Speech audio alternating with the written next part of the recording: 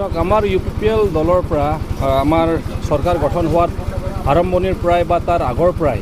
আমাৰ প্ৰমোদ বড়ো ছাৰক আমি সকলোৱে জানো, তেখেতৰ বেকগ্ৰাউণ্ডটো আমি জানো আৰু তেখেতে কি ধৰণে নিজৰ সমাজটোক আগুৱাই লৈ গৈছিল সেইটোও আমি জানো যে কোন পৰ্যায়ত তেখেতে লৈ আনিল আগুৱাই লৈ কিনে তেখেতৰ লিডাৰশ্বিপৰ বিষয়ে আমি সকলোৱে অৱগত আৰু চৰকাৰ গঠন হোৱাৰ পিছতো তেখেতে যি ধৰণৰ নেতৃত্ব দি কিনে সকলো ইয়াত মানে বিটিআৰত বসবাস কৰা ৩৫ লক্ষ জনসাধাৰণৰ তেখেতসকলৰ ভৱিষ্যতৰ কথা যে চিন্তা কৰিব পাৰিছে আমাৰ চৰকাৰৰ সকলো প্ৰতিনিধিসকলক লৈ আৰু আমাৰ বিষয়ববীয়াসকলক লৈ আৰু এতিয়া আমি চাবলৈ পালোঁ যে ইয়াত প্ৰায় ২৬খন জাতি জনগোষ্ঠী ইয়াত বসবাস কৰে। আগৰ চৰকাৰলৈকে আমি গমেই পোৱা নাছিলোঁ যে কেইটা জাতি জনগোষ্ঠী ইয়াত বসবাস কৰে। এইটোৱেই মানে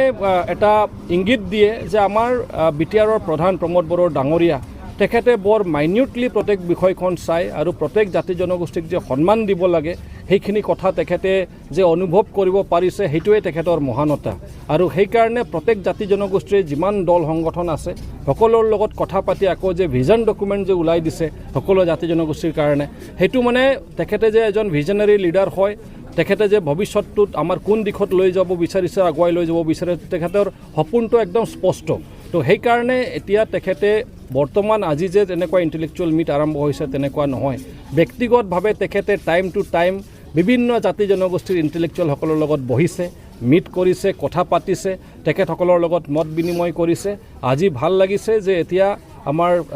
নিৰ্বাচন চাপি আহিছে, কিন্তু আমি এই প্ৰচেছটো এই প্ৰক্ৰিয়াটো প্ৰথম বুলি নকওঁ, এইটো আগৰ পৰাই চলি আছিল, এইটো আমি কণ্টিনিউ ৰাখিছোঁ। এতিয়া দৰকাৰ আছে যে আমাৰ তেখেতসকলৰ লগত এতিয়া বৰ্তমান চৰকাৰে কি কৰিছে কি কৰা নাই, আমাৰ UPPL দলৰ নেতৃত্বত আমি কিমান দূৰ কি কাম কৰিব পাৰিছোঁ কৰিব পৰা নাই, গোটেইখিনি তথ্য তেখেতসকলক দিয়াৰ আমাৰ এটা দায়িত্ব আছে আৰু তেখেতসকলৰো জনাৰ অধিকাৰ আছে, তেখেতসকলৰ সেইখিনি কথা মানে জনাৰ কাৰণে তেখেতসকলৰ অধিকাৰ আছে। তো সেই লক্ষ্যৰে আজি ইয়াত আমাৰ যিটো জমদুৱাৰ পাৰিষদীয় সমষ্টিৰ অধীনত আমাৰ এই কাছিয়াবাৰীত নতুনকৈ যি সুজিত নাৰ্জাৰী ডাঙৰীয়াৰ নামত যি অডিটৰিয়াম হল নিৰ্মাণ কৰা হ'ল,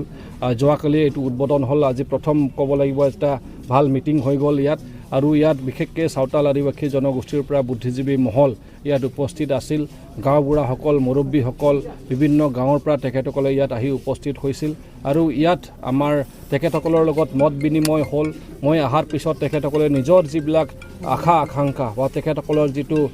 বৰ্তমানৰ অৱস্থা গোটেইখিনি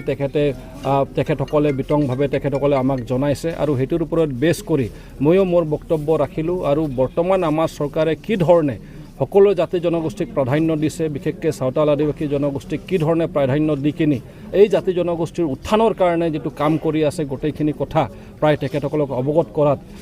ৰাইজে বহুত মানে সুখী হৈছে, আনন্দিত হৈছে, তেখেতসকলে আপ্লুত হৈছে আৰু মই বিশ্বাস কৰোঁ যে সঁচাকৈ আমি এই চৰকাৰে যদি ভাল কাম কৰিছোঁ ৰাইজ আমাৰ লগত থিয় দিব। বেলেগ ৰাজনৈতিক দলে যিমানেই প্ৰলোভন দিয়ক ন কিয়, যিমান টকা পইচা বিলাওক, যিমান তেখেতসকলে ভয় বিলাব বিচাৰে, কিন্তু আমাৰ কথাটো হ'ল আমি ভয় নিবিলাম, আমি আমাৰ ৰাইজক সাহস দি যাম, আমি অশান্তি নিবিলাওঁ, আমি আমাৰ ৰাইজক শান্তি দি যাম। এইটোৱে আমাৰ লক্ষ্য আৰু উদ্দেশ্য আৰু আমাৰ ৰাইজক আমি কি ধৰণে আগুৱাই লৈ যাব পাৰিম। অহা দিনত এতিয়াও গাঁৱে ভূঞে বহুতখিনি ৰাস্তা ঘাট দলং এতিয়াও বাকী আছে, বহুত মানে কেনেলৰ সমস্যা আছে। তো এইখিনি কথা মই স্পষ্ট কৰি দিছোঁ যে বৰ্তমান আমাৰ যিটো ফাণ্ড আহি আছে ডিপাৰ্টমেণ্ট ৱাইজ যেতিয়া ফাণ্ডটো আমি মানে ভগাই লওঁ সেইটো একেবাৰে সম্ভৱ নহয় যে সকলো গাঁৱত একেলগত কাম আৰম্ভ কৰিব পাৰিম। তো এটা ভাল খবৰটো আছে যে হয়তো এটা ডাইৰেক্ট ফাণ্ডিং আমাৰ চেণ্ট্ৰেল গভৰ্ণমেণ্টৰ পৰা BTCত সেইটোৰ এটা প্ৰভিজন হয়তো অতি শীঘ্ৰে আমি শুনিবলৈ পাম। সেই প্ৰভিজনটো হৈ গ'লে এইখিনি যিটো নাটনি আছে সেইটো